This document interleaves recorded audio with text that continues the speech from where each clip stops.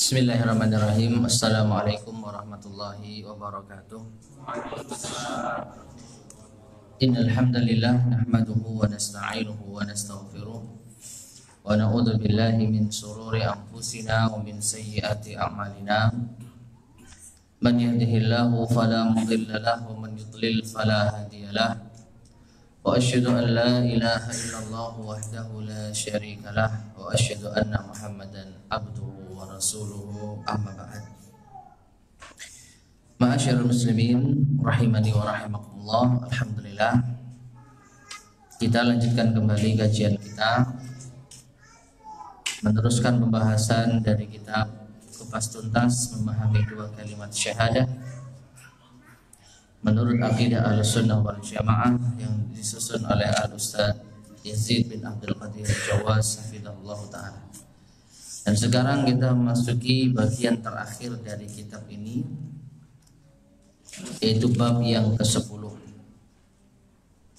halaman 307, yaitu pembatal-pembatal keislaman. Para jamaah sekalian rahimani wa rahimakumullah, sebagaimana seseorang bisa masuk Islam dengan mengucapkan dua kalimat syahadat, maka demikian pula orang yang sudah masuk Islam bisa batal keislamannya apabila ia melakukan salah satu dari pembatal-pembatal keislaman. Sebagaimana orang yang memiliki wudu bisa batal dengan pembatal-pembatal wudu, demikian pula dengan Islam. Ada hal-hal yang dapat membatalkan keislaman seseorang, yang menjadikan ia telah keluar dari Islam, dan apabila dia bertaubat maka dia harus masuk Islam lagi dengan mengucap dua kalimat syahadat. Nah, insyaallah ini yang akan kita bahas. Ada sekitar 10 atau berapa yang disebutkan beliau?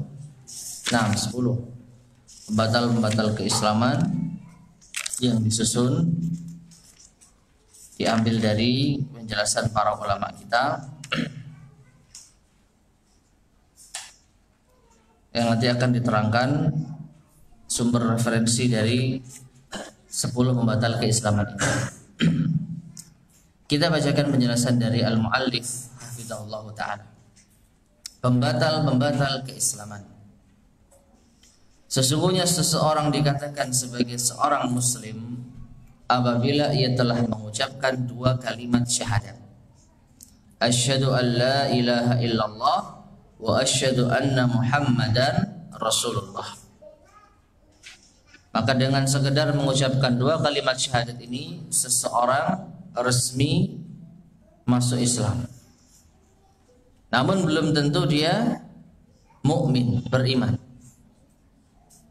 Ya, derajat yang paling rendah Islam,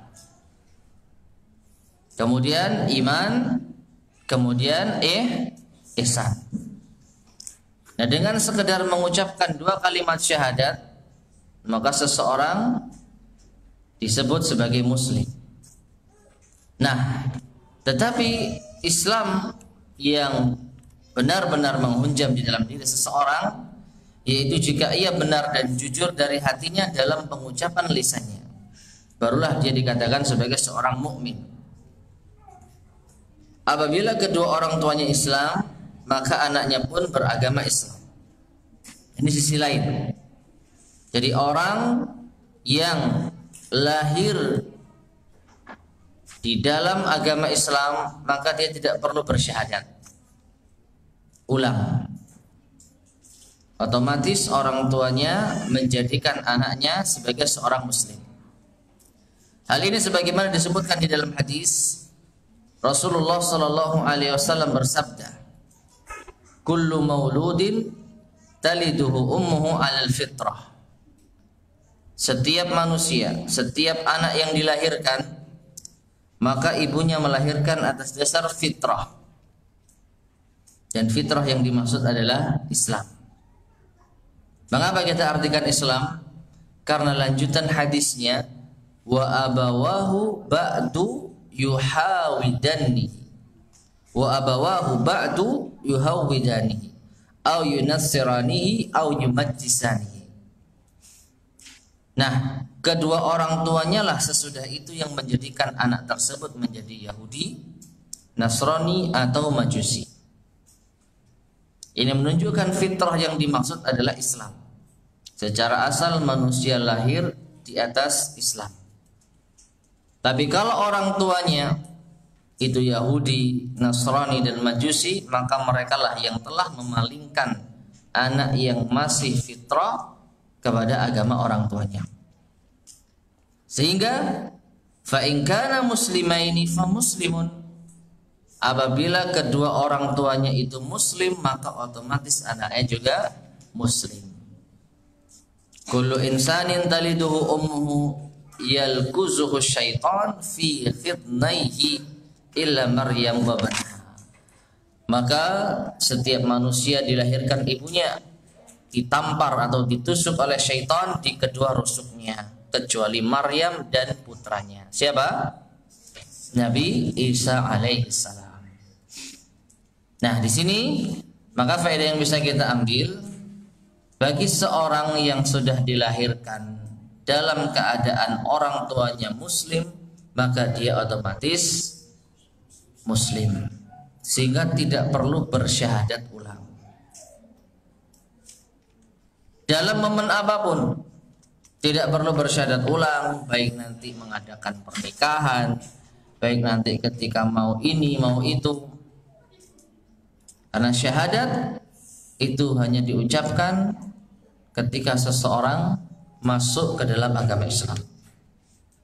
Yang awalnya non muslim ingin masuk Islam harus syahadat. Dan ini pun tanpa menunggu waktu. Ya, sering kita jumpai ada undangan pengajian diiringi dengan syahadat. Nah ini, coba diperhatikan. Sebelum pengajian orang itu bersyahadat enggak? Ada dua kemungkinan. Kalau dia bersyahadat sebelum pengajian itu tiba, lalu apa fungsinya syahadat di pengajian? Ya, syahadat yang pertama ketika dilakukan ketika apa? Ketika dia benar-benar ingin memeluk Islam. Oke, dihadiri dua saksi, kemudian disaksikan oleh orang atau tokoh atau ustadz, sah, cukup, selesai. Maka dia resmi sebagai seorang muslim menurut aturan agama. Lalu menurut aturan pemerintahan dia cukup mungkin mencatat dan sebagainya, ada teknisnya. Nah, kemudian ternyata ada jadwal pengajian dan dia di sana bersyahadat ulang. Apa fungsinya? Ini perlu untuk kita perhatikan. Ini kemungkinan pertama sudah syahadat, kemudian pas ada jadwal pengajian syahadatlah lagi. Maka syahadat yang kedua ini syahadat apa? Dan tidak pernah kita jumpai orang yang bersyahadat di zaman Rasulullah SAW masuk Islam, mereka mengulang kembali syahadatnya. Kemungkinan yang kedua, dia belum bersyahadat. Dia ingin masuk Islam, tapi dia belum bersyahadat. Kapan syahadatnya? Nanti menunggu jadwal pengajian. Bayangkan, kalau dia sudah ingin masuk Islam, mau bersyahadat tapi ditunda. Nanti syahadatnya kalau ada pengajian biar yang saksikan banyak. Bayangkan kalau sebelum pengajian tiba dia mati, apa yang terjadi?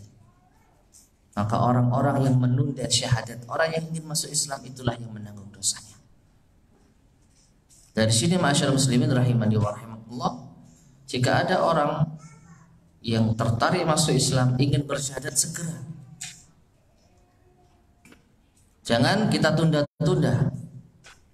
Dan kalau sudah syahadat tidak perlu diulang lagi untuk diperlihatkan.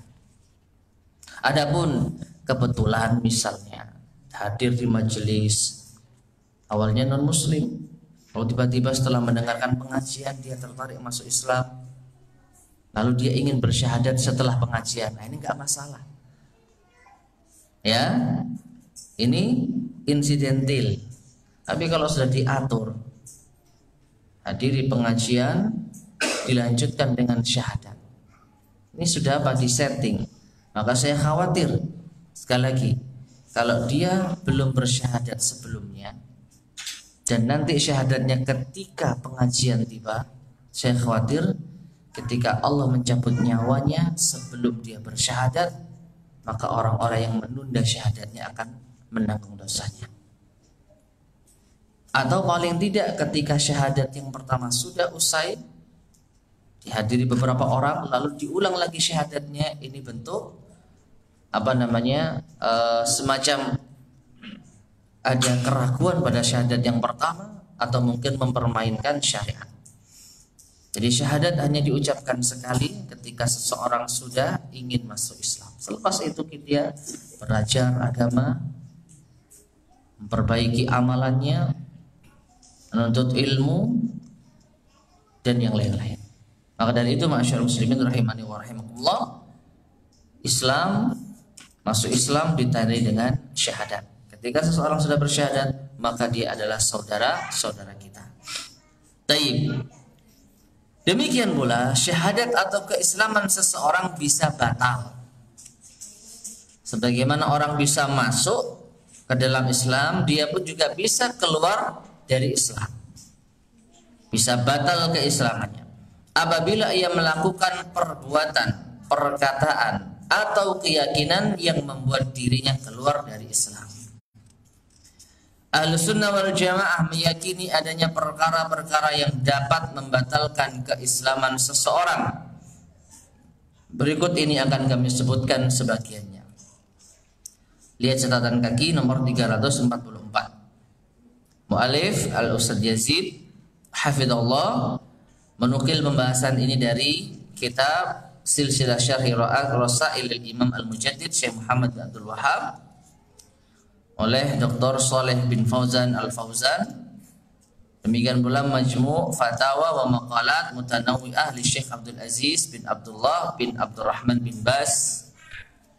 Demikian pula di dalam Al-Qaulul Mufid fi Adillatit Tauhid oleh Syekh Muhammad bin Abdul Wahhab bin Ali Al-Yamani. Demikian pula kitab At-Tanbihatul Mukhtasarah Syarhil Wajibat Al-Mutahattimat Al-Ma'rifah ala kulli muslim wal muslimah oleh Syekh Ibrahim bin Syekh Saleh bin Ahmad Al-Qurashi. Nah, ini referensi beliau di dalam mengumpulkan pembatal-pembatal keislaman. Yang pertama di antara pembatal keislaman adalah menyekutukan Allah, berbuat syirik, yaitu menjadikan sekutu atau menjadikannya sebagai perantara antara dirinya dengan Allah Subhanahu wa ta'ala. Dan ini telah panjang lebar kita bahas ketika membahas tentang masalah tauhid dan syirik. Di antara bentuk kesyirikan adalah berdoa, memohon syafaat, bertawakal, beristighatsah, bernazar, menyembelih yang ditujukan kepada selain Allah. Ini semua adalah perbuatan syirik. Syirik apa? Syirik akbar, syirik besar. Seperti menyembelih untuk jin atau untuk penghuni kubur, walaupun dengan keyakinan bahwa para sesembahan selain Allah Tabaraka wa Ta'ala itu tidak dapat menolak bahaya dan tidak dapat mendatangkan manfaat, yakni mereka hanyalah sebagai perantara. Karena inilah keyakinan orang-orang musyrik pada zaman Nabi Sallallahu Alaihi Wasallam. Jadi ketika seseorang menyembelih untuk selain Allah, apa yang diyakini? Dengan sembelihan ini semoga Allah dapat memberikan keselamatan pada proyek pekerjaan kita. Maka ini termasuk perbuatan syirik besar yang dapat membatalkan keislaman seseorang. Karena apa? Dia telah menjadikan sembelihan yang ditujukan kepada selain Allah tersebut sebagai perantara untuk meminta kepada Allah. Seakan-akan Allah Subhanahu wa ta'ala menjadikan sesuatu selain dirinya sebagai wakil untuk bisa dipersembahkan suatu ibadah. Maka ini adalah kesyirikan dan ini adalah syirik besar. Ya, jadi contohnya berdoa, memohon syafaat, bertawakal, beristighatsah, bernazar, menyembelih. Ini termasuk apa? Kesyirikan dan kesyirikan yang besar. Allah Tabaraka wa Ta'ala berfirman di dalam surat Al-Mu'minun ayat 117. Wa may yad'u ma'allahi ilahan akhar la burhana lahu bihi fa innama hisabuhu 'inda rabbih innahu la yuflihul kafirun. Dan barang siapa yang menyembah Tuhan yang lain selain Allah, yad'u ma'allahi ilahan akhar. Yad'u itu artinya menyeru. Di sini terjemahkan menyembah. Ya, yad'u itu bisa menyeru, meminta, berdoa. Barang siapa yang berdoa, menyeru bersama dengan Allah, Tuhan yang lain, yang tidak ada satupun bukti baginya tentang itu, maka perhitungannya hanya pada Rabbnya, hanya pada Allah Subhanahu wa ta'ala. Dan Allah, dan sesungguhnya tidak akan beruntung orang-orang yang kafir itu. Perhatikan, di awal ayat Allah sebutkan orang yang menyeru kepada selain Allah, berdoa, beribadah kepada selain Allah. Di akhir ayat Allah sebutkan orang kafir itu tidak akan beruntung. Menunjukkan orang-orang yang melakukan perbuatan tersebut maka dia dihukumi apa? Kafir, keluar dari Islam. Ya, lawan dari Muslim, mukmin adalah kafir. Dan juga Allah Tabaraka wa Ta'ala berfirman di dalam surat An-Nisa ayat 48. Innallaha la yaghfiru ay yushraka bih wa yaghfiru ma duna dzalika liman yasha. Sesungguhnya Allah tidak akan mengampuni dosa syirik dan akan mengampuni dosa selain syirik bagi siapa yang Allah kehendaki. Wa may yusyrik billah faqad iftara itsman 'azima. Maka barang siapa yang berbuat syirik kepada Allah, sungguh ia telah berbuat dosa yang sangat besar. Maka ini dalil bahwasanya orang yang mati dalam keadaan berbuat syirik kepada Allah tidak akan diampuni. Padahal seluruh orang-orang yang beriman maka pasti akan masuk ke dalam surga. Suatu ketika Allah pasti akan mengampuni dosanya setelah dibersihkan di neraka. Tapi orang yang berbuat syirik kepada Allah di sini tidak diampuni. Artinya dia akan kekal di neraka. Yang menunjukkan syirik itu membatalkan keislaman. Dan juga Allah Ta'ala berfirman di dalam surat Al-Ma'idah ayat ke-72. Innahu may yusyrik billah faqad harramallahu alaihil jannah. Wa ma'wahun nar wa ma lidzalimina min ansar. Sesungguhnya barang siapa yang berbuat syirik kepada Allah, maka Allah haramkan surga baginya. Dan tempatnya adalah neraka dan tidak ada penolong pun bagi orang-orang yang zalim. Maka ini dalil yang sangat jelas dan tegas bahwa kesyirikan dapat membatalkan keislaman seseorang. Sehingga ma'asyiral muslimin rahimani wa rahimakumullah, ketika orang jatuh pada perbuatan syirik, maka hendaknya ia bertaubat kepada Allah dengan taubatan nasuha, lalu dia memperbarui kembali syahadatnya, ya, agar dia kembali menjadi orang Islam, termasuk bagian dari kaum muslimin.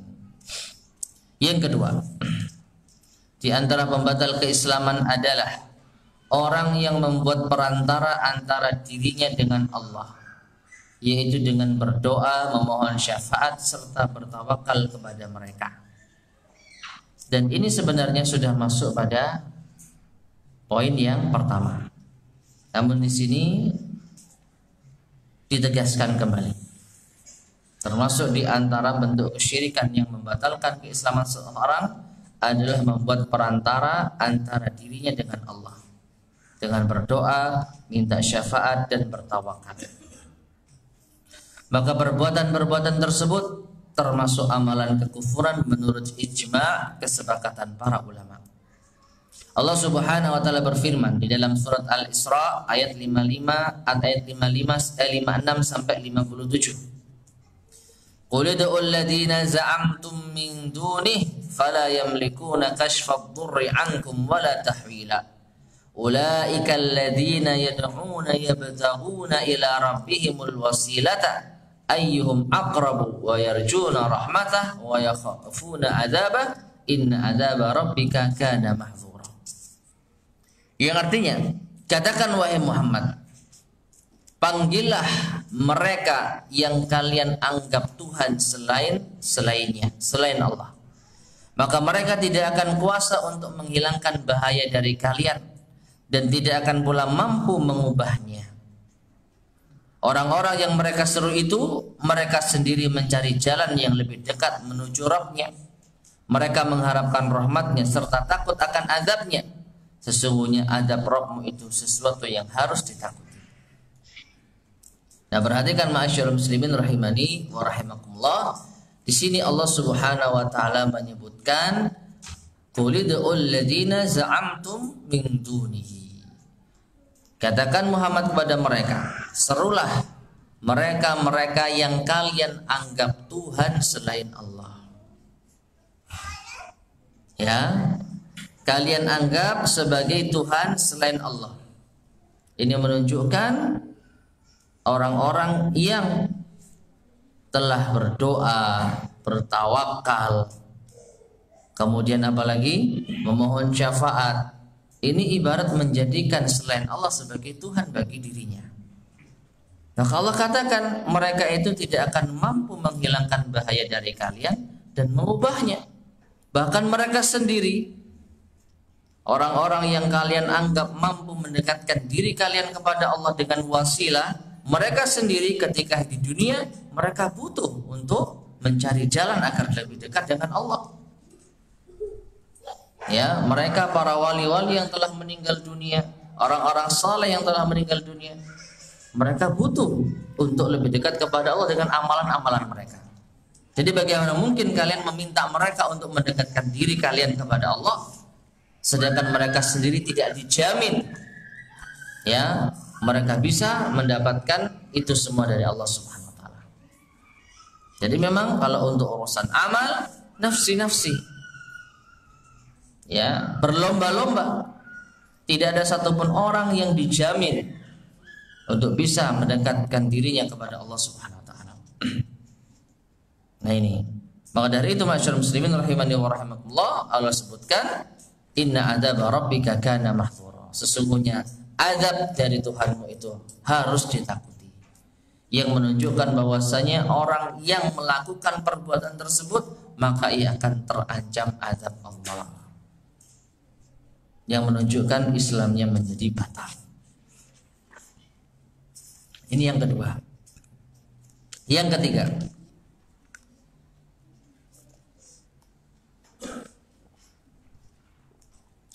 di antara pembatal keislaman adalah tidak mengkafirkan orang-orang musyrik atau meragukan kekafiran mereka atau membenarkan pendapat mereka.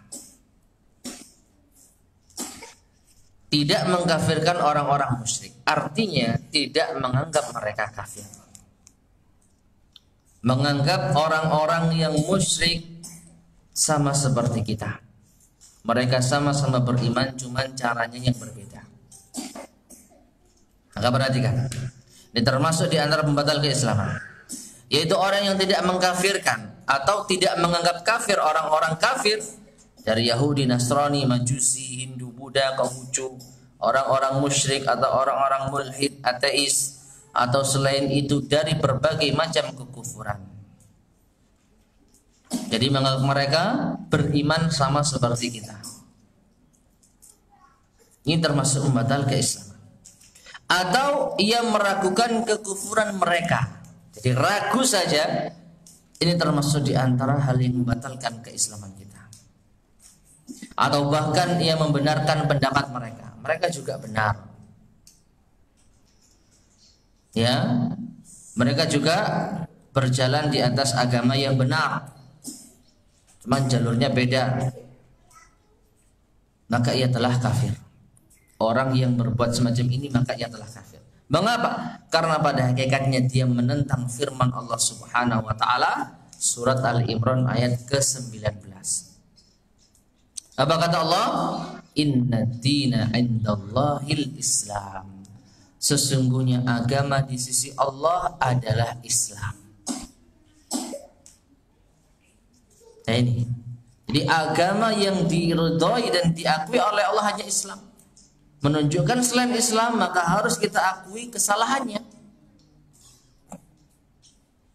Ya, harus kita yakini tidak benarnya. Gak boleh kita mengakui agama lain, agama yang benar. Termasuk juga seseorang yang memilih kepercayaan dan agama selain Islam seperti Yahudi, Nasrani, Majusi, komunis, sekularisme, Masuni, Ba'ats atau keyakinan kepercayaan lainnya yang jelas-jelas kufur, maka ia telah kafir. Allah Subhanahu wa taala berfirman, "Wa may yabtaghi ghairal islami dina fala yuqbala min wa huwa fil akhirati minal khasirin." Dan barang siapa mencari agama selain Islam, dia tidak akan diterima. Dan di akhirat dia termasuk orang-orang yang rugi. Maka orang yang mengakui ada agama selain Islam yang benar, dia telah menentang ayat Al-Quran. Dan orang yang menentang ayat Al-Quran keluar dari Islam. Tidak ada paksaan di dalam beragama Islam. La ikraha fid din. Allah tidak memaksa Anda untuk masuk Islam. Rasulullah SAW tidak memaksa kita untuk masuk Islam. Tapi kalau kita sudah masuk Islam, maka kita harus totalitas. Harus kita menerima dan tunduk atas segala apa yang Allah sampaikan di dalam Al-Quran maupun apa yang disebutkan Nabi SAW di dalam hadisnya. Kita sendiri yang memilih jalan Islam, tapi begitu masuk Islam kita nggak mau diatur. Apa-apaan ini? Allah nggak maksa kita sama sekali. Allah tidak akan terzalimi, Allah tidak akan kurang kekuasaannya seandainya kita kufur kepadanya. Ya, bahkan seandainya seluruh manusia kufur, Allah tidak dirugikan sama sekali. Lau anna awwalakum wa akhirakum wa insakum wa jinnakum kanu ala qalbi afjari rajulin wahidin minkum la yanqusu min fi dzalika min mulki syai'an. Seandainya golongan pertama sampai akhir dari jin dan manusia semua berada di dalam hati seorang yang paling berdosa, seluruh manusia dan jin dari awal sampai akhir zaman seperti hatinya Fir'aun, maka ini tidak akan mengurangi kekuasaan Allah sama sekali. Jadi Allah nggak pernah maksa kita untuk masuk Islam. Tetapi ketika kita sudah masuk Islam, ada konsekuensinya. Kita wajib membenarkan apa yang Allah dan Rasulnya sebutkan di dalam wahyu. Termasuk ayat ini. Wa may yabtaghi ghairal islami dina fala yuqbal. Siapa yang mencari agama selain Islam tidak akan diterima. Nah, kita sudah masuk Islam maka kita harus yakin dengan ayat ini. Meragukan ayat akan dapat mengeluarkan kita dari Islam. Maka ma'asyarul muslimin rahimani wa rahimakumullah, Allah lah yang sebutkan orang-orang Nasrani, orang-orang Yahudi, orang-orang Majusi sebagai kafir. Maka kita pun harus meyakini apa yang telah Allah anggap sebagai kafir. Ya, nggak boleh ragu kita.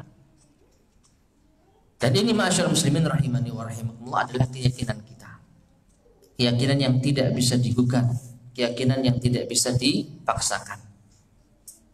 Maka orang-orang yang mencoba untuk mempersatukan liberal dalam masalah ini, maka sudah jelas mereka adalah orang-orang yang mengarah kepada kekafiran. Wallahul musta'an. Nah, hal ini dikarenakan Allah Subhanahu wa taala telah mengkafirkan mereka. Namun ia orang yang tidak menganggap kafir orang-orang musyrik dan orang-orang kafir itu tidak mau mengkafirkan mereka atau meragukan kekufuran mereka, atau ia membenarkan pendapat mereka, sedangkan kekufuran mereka itu telah menentang Allah Subhanahu wa taala. Allah tabaraka wa taala berfirman, innal ladzina kafaru min ahlil kitabi wal musyrikin fi nari jahannam khalidina fiha ulaika hum syarrul bariyah. Sesungguhnya orang-orang kafir dari kalangan ahli kitab dan orang-orang musyrik, maka mereka akan masuk ke dalam neraka jahanam. Mereka kekal di dalamnya selamanya. Mereka itu adalah seburuk-buruk makhluk. Dan yang dimaksud ahli kitab adalah orang-orang Yahudi dan Nasrani. Sedangkan kaum musyrikin adalah orang-orang yang menyembah ilah yang lain bersama Allah. Dari sini ma'asyar muslimin rahimani wa rahimakumullah, maka kita harus tegas dalam masalah keyakinan. Selain muslim, selain orang yang beragama Islam, maka keyakinan kita adalah kafir. Ya, keyakinan kita mereka adalah kafir yang apabila mati tempat kembalinya adalah neraka. Namun perhatikan di sini, apabila orang tersebut sudah jelas kekafirannya, inilah yang memang harus benar-benar kita tegas.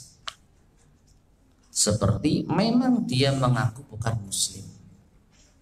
Agamamu apa? Nasrani. Oh, berarti kamu kafir. Ya. Ini menurut keyakinan kita. Diucapkan atau enggak diucapkan itu urusan lain. Ya. Agama apa? Yahudi. Nah, berarti kafir. Demikian pula orang-orang kafir yang telah disebutkan di dalam Al-Quran dan Sunnah. Fir'aun yang mengaku dirinya sebagai Tuhan. Kalau ada yang menganggap Fir'aun itu muslim, maka dia telah kafir. Abu Jahal, Abu Lahab, kafir. Kalau ada yang menganggap mereka itu muslim, maka dia telah kafir. Karena ini telah jelas kekafirannya. Adapun orang muslim yang dia melakukan perbuatan-perbuatan yang zahirnya melanggar atau membatalkan keislaman, maka di sini kita harus hati-hati dalam memvonis kafir. Harus hati-hati dalam memvonis musyrik. Perbuatan yang dia lakukan adalah perbuatan syirik, iya. Tapi apakah otomatis pelakunya musyrik? Nanti dulu. Karena berat konsekuensinya. Kita katakan fulan musyrik, artinya kita katakan dia kekal di neraka. Sedangkan menentukan surga dan neraka ini haknya Allah Subhanahu wa taala. Maka hati-hati dalam memvonis orang yang belum jelas kekafiran dan kemusyrikannya.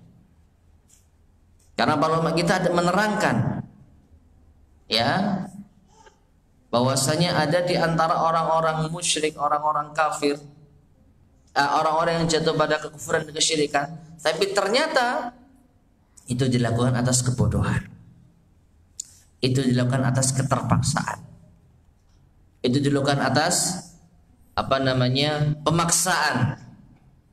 Maka ini tentu berbeda. Makanya para ulama kita menyebutkan untuk memvonis kafir itu haknya hakim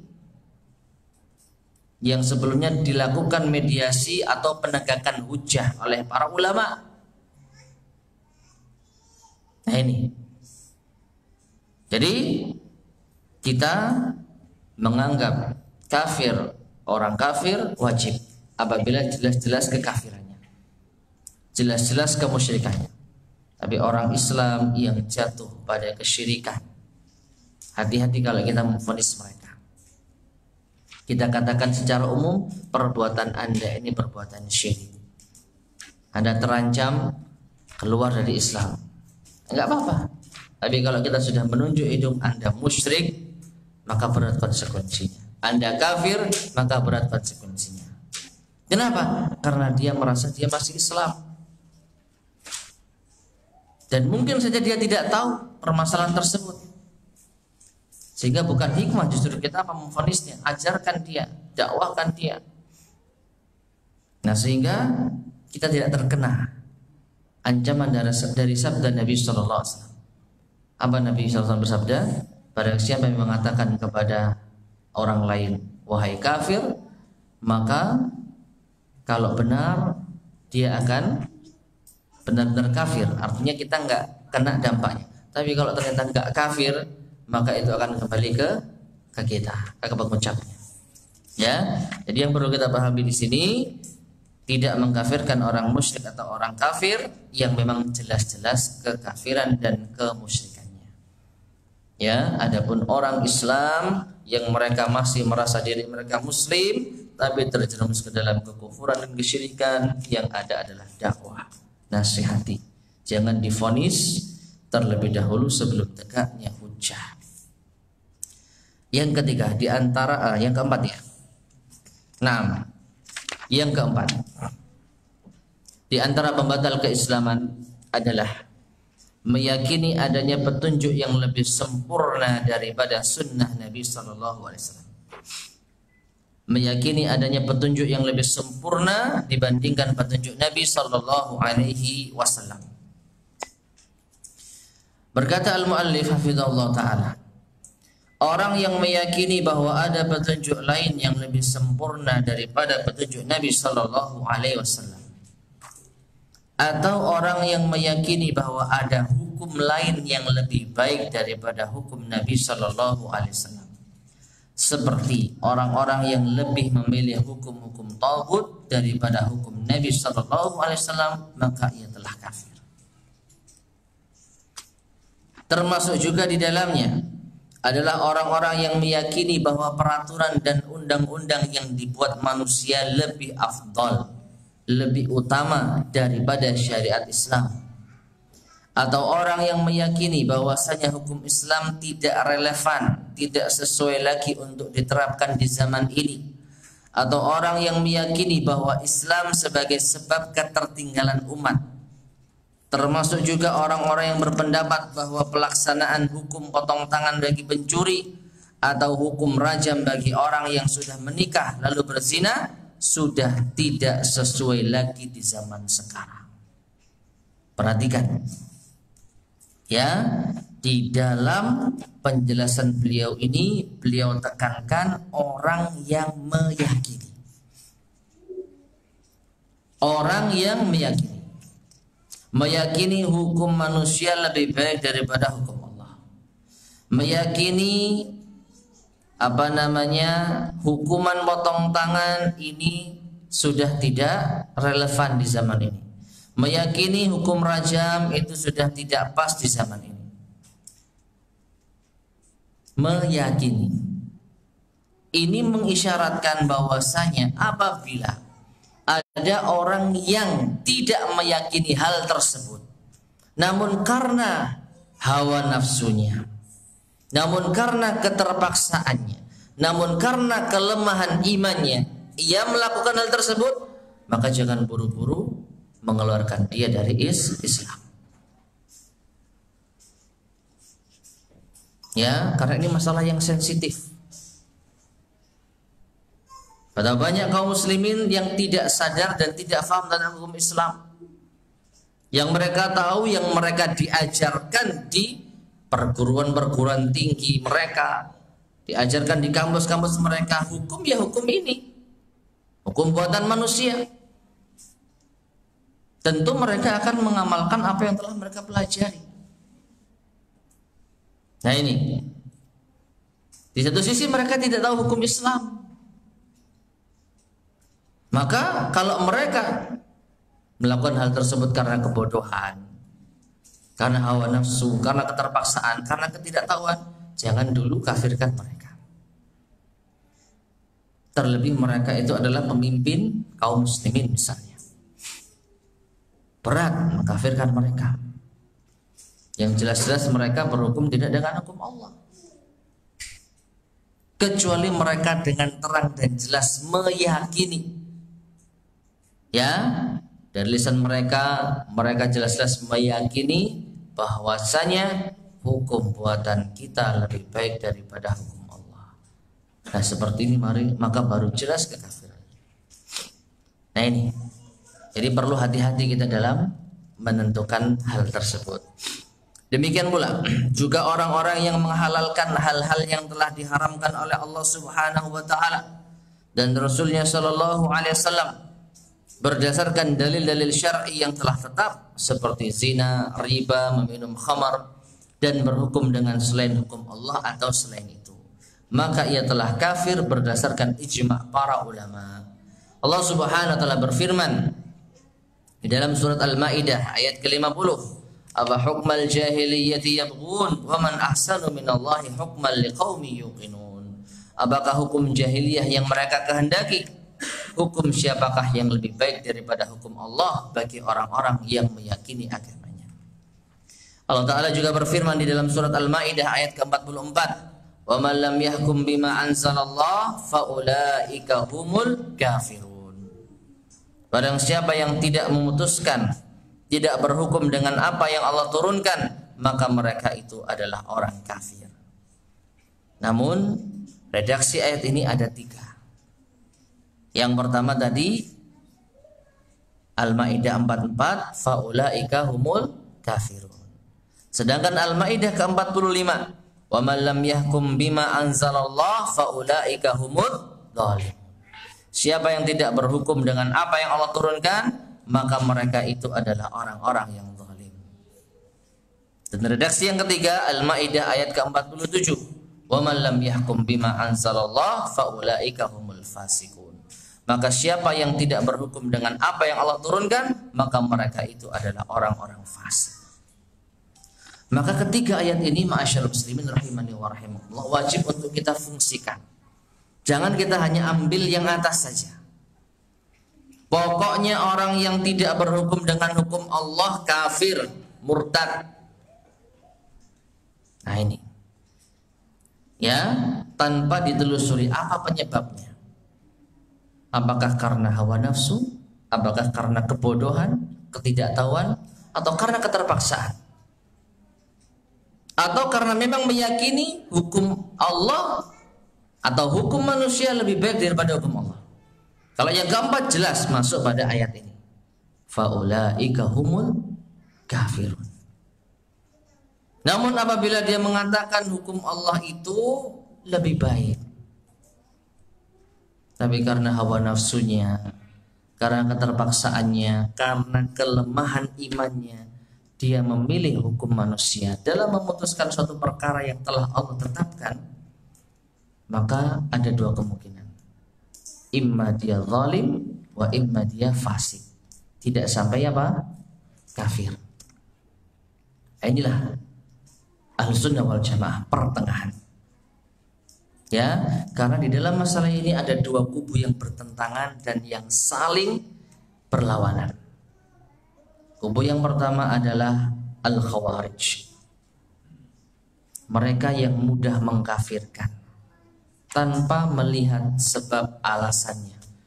Pokoknya orang yang tidak berhukum dengan hukum Allah kafir siapapun dia. Orang yang menghalalkan apa yang Allah haramkan kafir apapun alasannya. Bahkan orang yang melakukan dosa besar kafir. Dan mereka punya dalil. Di antaranya sabda Nabi sallallahu alaihi wasallam, "La yazni zani hina yazni fahuwa mu'min, wa la yashriku sariqu wa la yashriku sariqu hina yashrik fahuwa mu'min, wa la yashrabul khamra hina yashrabu fahuwa mu'min." Tidaklah orang yang berzina ketika berzina dia mukmin.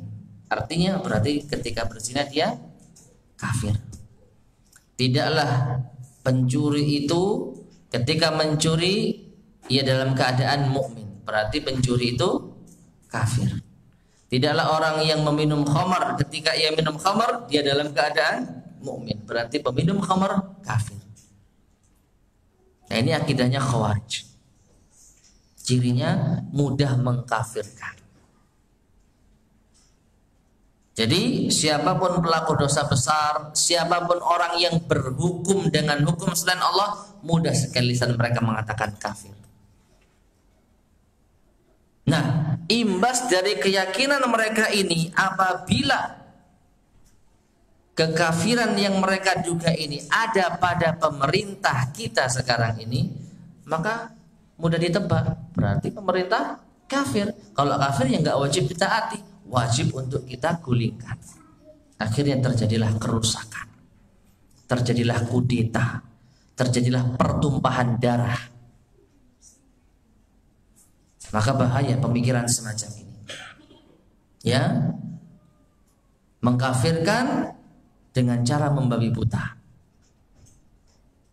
Nah, kelompok yang kedua yang bertentangan dengan ini yaitu kelompok Murji'ah, yang sama sekali meyakini yang meyakini bahwasanya dosa apapun tidak mempengaruhi keimanan. La yadurru ma'al imani dzambun. Dosa apapun itu tidak akan mempengaruhi keimanan. Orang berbuat maksiat maka imannya tetap sempurna. Orang berbuat kesyirikan, orang berbuat berhukum dengan hukum Allah, maka selama dia masih mengucapkan iman, masih bersyahadat, maka dia tidak akan berkurang keimanannya. Keimanannya tetap ada. Ya. Jadi mereka orang-orang yang meyakini sama sekali dosa itu tidak berpengaruh pada iman. Ya, ini sisi lawannya. Kalau yang tadi berlebihan, kalau yang ini meremehkan. Maka Ahlussunnah wal Jamaah pertengahan.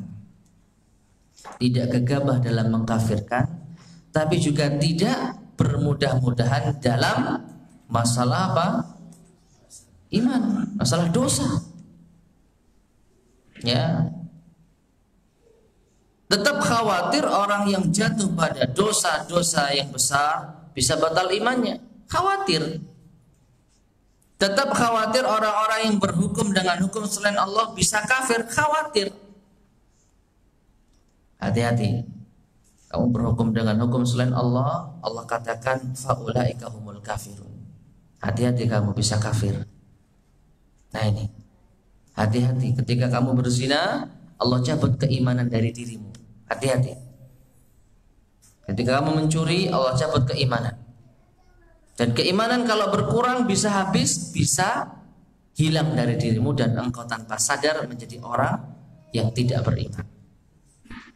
Nah ini, jadi pertengahan, tidak terlalu ekstrim di dalam mengkafirkan, tapi juga tidak meremehkan dosa. Maka cara menuduhkan ayat-ayat yang terkait dengan masalah kafirnya orang yang berhukum dengan hukum selain Allah itu seperti ini. Ya, kita meyakini orang yang meyakini hukum selain Allah lebih baik kafir. Ya harus kita yakini. Ya, tapi memvonis kafirnya nanti dulu. Memvonis person-personnya nanti dulu. Dan orang yang sudah memang benar-benar jatuh pada perbuatan syirik, apalagi telah resmi dia menyatakan keluar dari Islam, maka wajib kita, berarti kamu sudah kafir sekarang. Nah, ini jelas. Ya. Kalau Khawarij dikit-dikit kafir. Kalau Murji'ah jangan mudah mengkafirkan. Ya. Jangan terlalu membahas tentang masalah kekafiran. Pokoknya kita ini yang penting beriman, yang penting Islam. Sudahlah. Tidak akan kita ini kafir dan yang sebagainya. Maka ma'asyiral muslimin rahimani wa rahimakumullah, sekali lagi yang keempat, meyakini adanya petunjuk yang lebih sempurna daripada petunjuk Rasulullah, ini bisa menjelaskan kepada kekafiran. Tapi ketika sudah berbicara tentang person, individu yang jatuh pada hal tersebut, ini kita harus berhati-hati. Yang kelima, di antara hal yang membatalkan keislaman, tidak senang dan membenci hal-hal yang dibawa oleh Rasulullah sallallahu alaihi wasallam, meskipun ia melaksanakannya, maka ia telah kafir. yaitu orang yang marah, murka atau benci terhadap apa-apa yang dibawa oleh Rasulullah SAW, walaupun ia melakukannya, maka ia telah kafir. Dalilnya Allah Subhanahu wa taala berfirman, "Walladzina kafaru fata'sal lahum wa adalla a'malahum. Dzalika bi annahum karihu ma anzalallah fa ahbata a'malahum." Yang artinya, dan orang-orang yang kafir maka celakalah mereka, dan Allah menghapus segala amal mereka. Yang demikian itu karena mereka membenci apa Al-Quran yang diturunkan Allah. Maksudnya membenci apa-apa yang Allah turunkan, maka Allah pun menghapus segala amal mereka. Jadi benci kepada syariat, hati-hati ya, kita tidak bermudah-mudahan, kita tidak meremehkan, tapi wajib untuk kita peringatkan, hati-hati. Orang yang benci syariat bisa kafir, meskipun dia melakukannya, meskipun dia mengamalkannya. Ya, perhatikanlah orang-orang munafik, mereka sholat, mereka mengamalkan amalan-amalan yang dilakukan oleh para sahabat, tapi dalam keadaan benci, dalam keadaan malas. Fa idza qamu ila sholati qamu kusala. Ketika mereka bangkit untuk sholat, mereka bangkit dalam keadaan malas. Karena sebenarnya mereka benci Islam, mereka benci sholat, tapi karena ingin selamat di dunia, maka mereka pun pura-pura masuk Islam. Maka orang yang membenci syariat Allah Subhanahu wa taala, membenci apa yang datang dari Rasulullah SAW, hati-hati, ia akan batal Islamnya. Juga firman Allah Subhanahu wa taala di dalam surat Muhammad ayat 25 sampai 28, innal ladzina irtaddu ala adbarihim min ba'di ma tabayyana lahumul huda syaitanu sawwala lahum wa amla lahum dzalika bi annahum qalu lil ladzina karihu ma nazzalallah sanuti'ukum fi ba'dil amr wallahu ya'lamu israrahum fa kaifa idza tawaffathumul malaikatu yadribuna wujuhahum wa adbarahum dzalika bi annahum ittaba'u ma asqatallah wa karihu ridwanahu fa ahbata a'malahum. Ya, artinya sesungguhnya orang-orang yang berbalik kepada kekafiran setelah petunjuk itu jelas bagi mereka. Jadi sudah Islam tapi mereka murtad. Bagaimanakah bentuk murtadnya mereka? Setanlah yang merayu mereka dan memanjangkan angan-angan mereka. Yang demikian itu karena sesungguhnya mereka telah mengatakan kepada orang-orang Yahudi yang tidak senang kepada apa yang diturunkan Allah, kami akan mematuhi kamu dalam beberapa urusan, tetapi Allah mengetahui rahasia mereka. Maka bagaimana nasib mereka apabila malaikat maut mencabut nyawa mereka, memukul wajah dan punggung mereka? Yang demikian itu karena sesungguhnya, perhatikan, mereka mengikuti apa yang menimbulkan kemurkaan Allah dan membenci apa yang menimbulkan keridhaannya. Sebab itu Allah menghapus segala amal mereka. Mengikuti apa yang dimurkai Allah artinya mencintai apa yang dimurkai Allah. Membenci apa yang menimbulkan keridhaan Allah artinya membenci apa yang disukai oleh Allah. Ya, mencintai kekufuran, mencintai kemaksiatan, dan membenci keimanan, membenci tauhid, membenci syariat Islam. Maka Allah pun mengatakan fa'ahbata a'malahum, Allah akan menghapus segala amal mereka. Dan Allah Subhanahu wa taala tidak akan menghapus amal seorang hamba kecuali ia telah keluar dari Islam. Hapus amalannya. Ya, orang yang telah keluar dari Islam maka Allah jadikan amalannya bagai apa? Haba'am mansura. Wa qadimna ila ma 'amilu min 'amalin faj'alnahu haba'am mansura. Dan kami akan hadapi apa yang telah mereka amalkan berupa suatu amalan, tetapi kami jadikan amalan itu sebagai debu yang berterbangan. Maka ma'asyiral muslimin rahimani wa rahimakumullah, hati-hati. Jangan sampai hati kita ini membenci syariat. Jangan sampai hati kita ini berat ketika Allah Subhanahu wa taala perintahkan kita, ketika Allah Subhanahu wa taala larang kita. Sehingga keluar dari lisan kita bahwasanya ini lebih baik daripada apa yang Allah turunkan. Ini lebih baik daripada apa yang Rasul contohkan. Dan yang perlu kita perhatikan ma'asyiral muslimin rahimani wa rahimakumullah, terkadang orang bisa dengan lisannya mengatakan sebaik-baik petunjuk adalah petunjuk Nabi Sallallahu Alaihi Wasallam, dan ini benar. Dan tidak ada seorang muslim pun yang berani mengatakan ada petunjuk yang lebih baik dibandingkan dengan petunjuknya Rasulullah SAW. Kalau ada yang mengatakan demikian, maka dia keluar dari Islam. Melalui lisannya dia telah keluar dari Islam, mengatakan ada yang lebih baik petunjuknya dibandingkan petunjuk Rasulullah SAW, maka dia telah keluar dari Islam.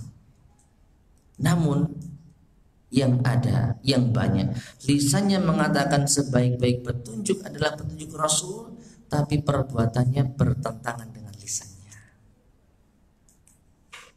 Ketika Nabi SAW perintahkan sholat misalnya, "Shollu kama ra'aitumuni usolli." Sholatlah kalian sebagaimana kalian melihat aku sholat. Namun di antara mereka tidak ada yang pernah mengecek, mencari tahu, mempelajari bagaimana sih sholatnya Rasulullah. Bagaimana sih para sahabat melihat Rasulullah SAW sholat. Dan justru ketika kita sampaikan ini loh tata cara sholatnya Rasulullah, mereka menolak.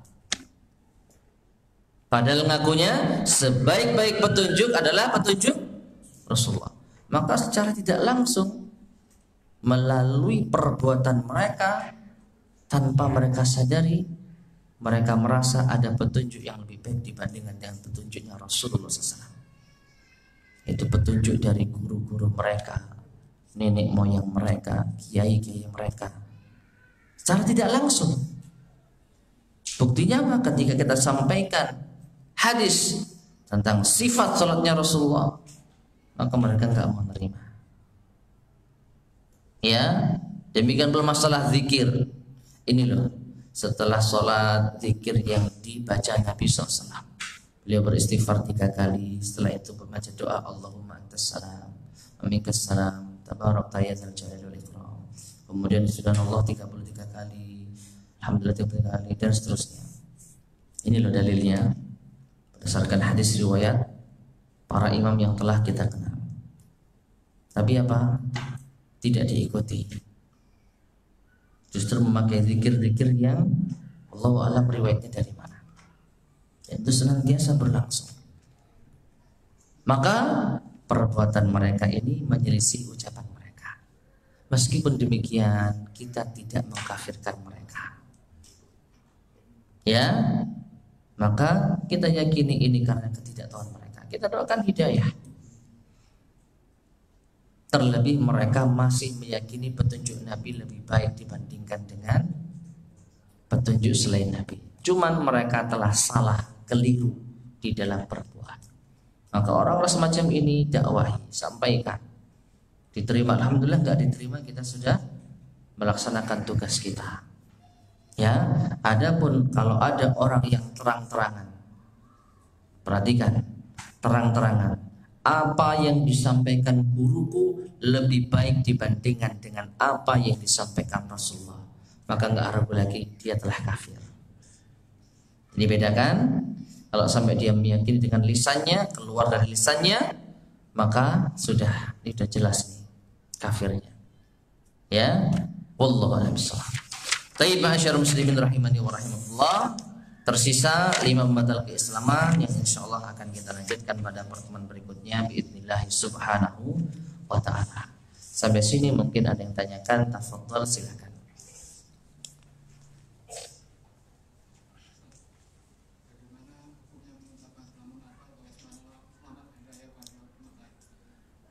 Hukum mengucapkan selamat hari raya agama lain haram. Tapi apakah menjadi kafir nanti dulu. Kalau dia meyakini, membenarkan akidah dari orang-orang non-muslim tentang perayaan hari raya mereka, maka bisa kafir. Tapi kalau hanya ikut-ikutan, hanya sekedar ya namanya hidup bersama-sama, maka kita harus saling menghormati. Nah, ini syubhat. Maka tentu ini tidak bisa menjadikan seseorang keluar dari Islam, tapi tetap ini diharamkan. Nah, mungkin seperti itu ya.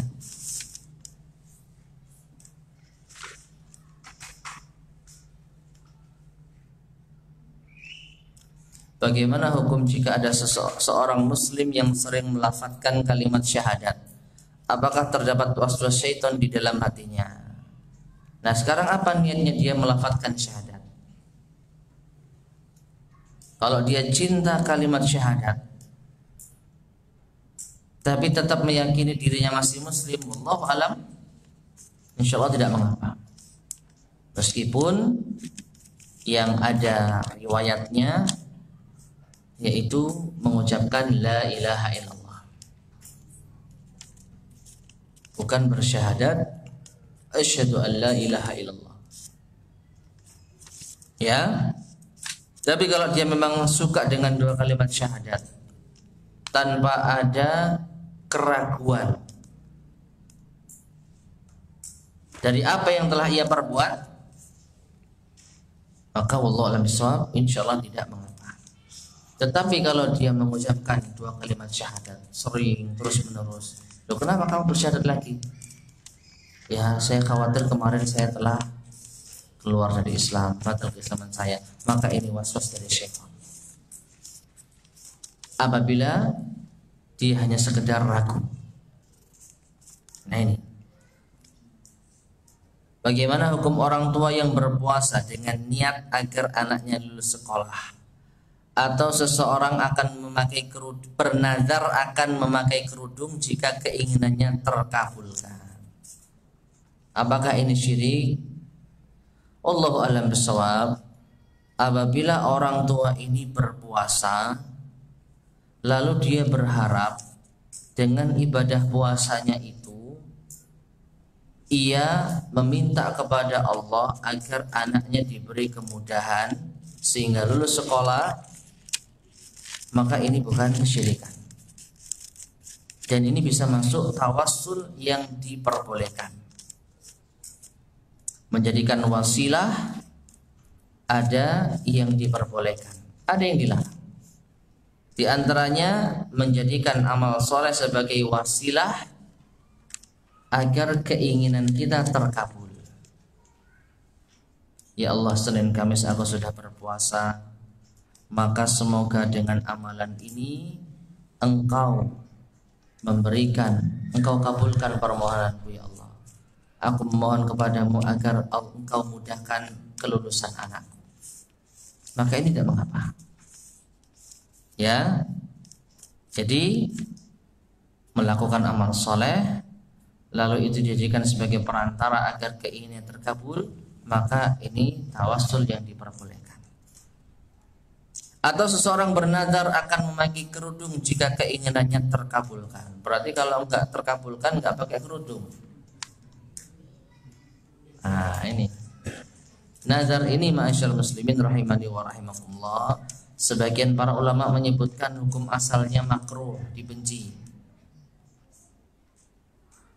Karena Nabi mengatakan la ya'ti illa min bakhil. Nadar ini tidaklah dilakukan kecuali oleh orang yang bakhil, orang yang pelit. Kalau nggak dikabulkan nggak mau ibadah, ya kan? Kalau nggak dikabulkan nggak sedekah. Ya Allah, aku akan bersedekah 100 juta kalau aku apa?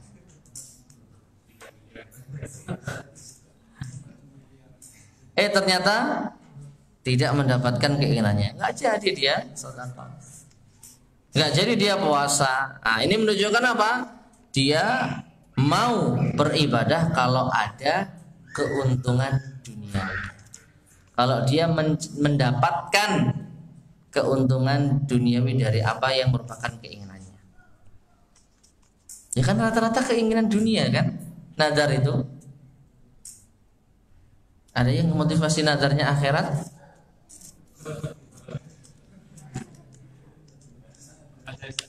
Hah? Apa? Nikah lagi. Itu modus namanya. Ya. Kalau nikah lagi apa? Mau apa?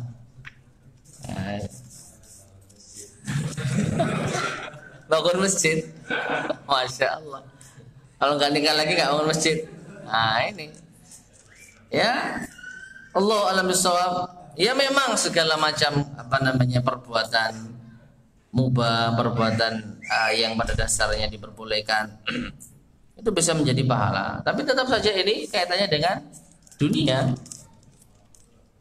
Ya. Nah, jadi tidak sepatutnya ini dilakukan. Tapi ini bukan perbuatan syirik. Ya. Jadi memakai kerudung kalau keinginan terkabulkan, maka hindari. Pakai kerudung, keinginan kita terkabulkan, alhamdulillah. Enggak terkabulkan, ya sudah. Ya, tambah lagi ibadah kita kepada Allah. Bagaimana jika orang-orang yang menganggap kebid'ahan terancam keluar badan dari keislamannya? Dalam artian mereka yakin bahwa petunjuk tersebut lebih sempurna daripada sunnah Rasulullah SAW. Ini yang tadi kita sampaikan. Ya, orang yang mengamalkan bid'ah, mengamalkan amalan yang tidak ada tuntunannya dari Rasulullah SAW, ada beberapa kemungkinan. Kemungkinan yang pertama, mereka nggak sadar, nggak tahu kalau itu ternyata bid'ah. Mereka nggak sadar kalau mereka telah menyelisih petunjuknya Rasul. Tentu orang semacam ini nggak bisa kita kafirkan. Yang ada kita ajari, kita dakwahkan dengan cara yang baik, dengan cara yang santun.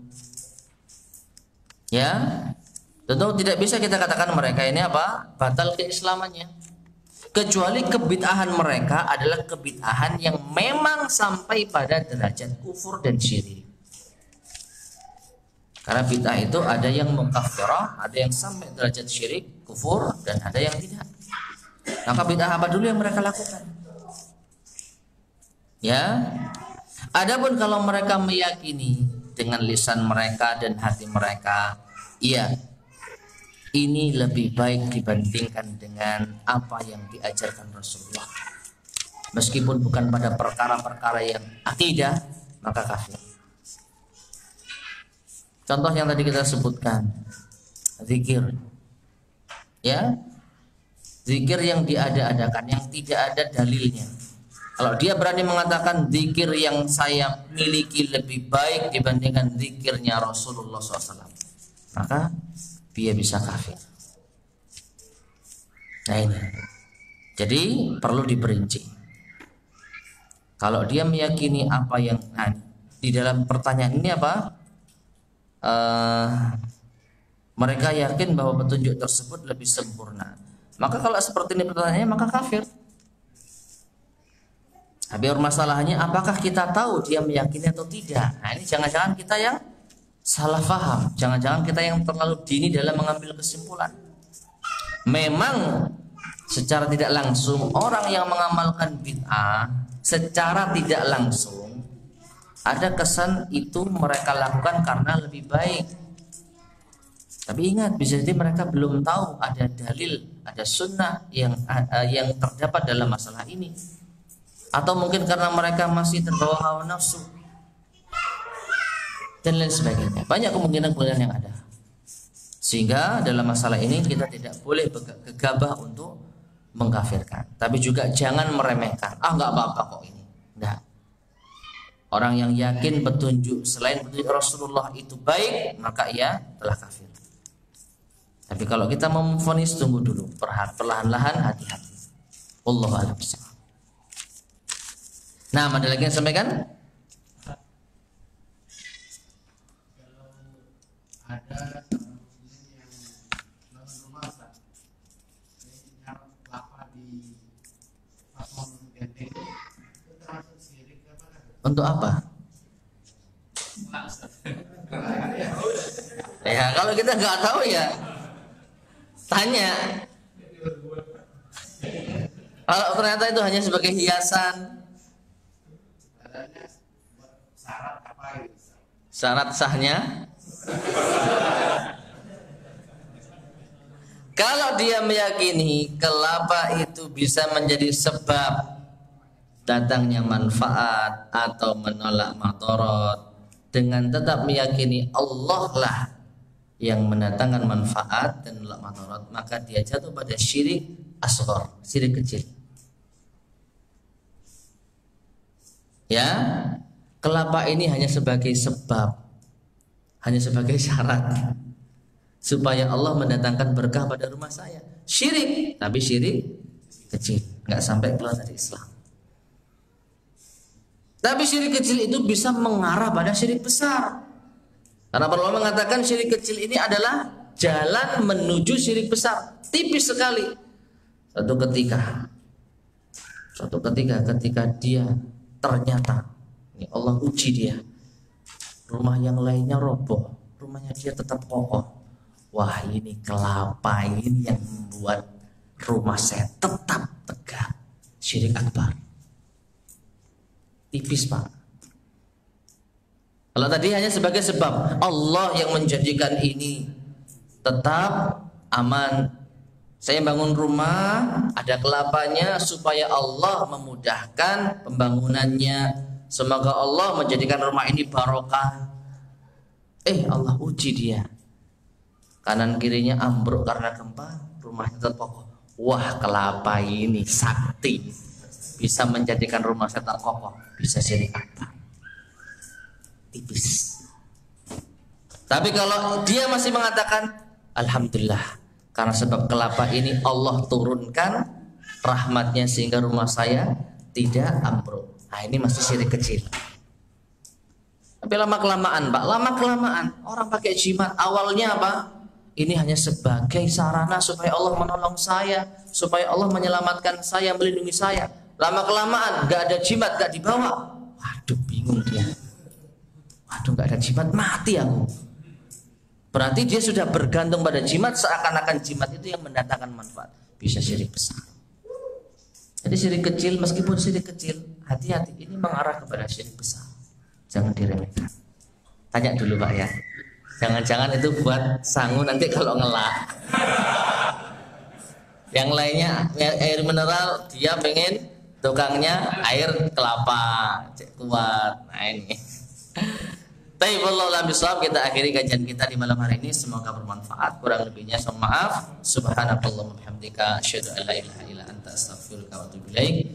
Walhamdulillahirabbil alamin. Assalamualaikum warahmatullahi wabarakatuh.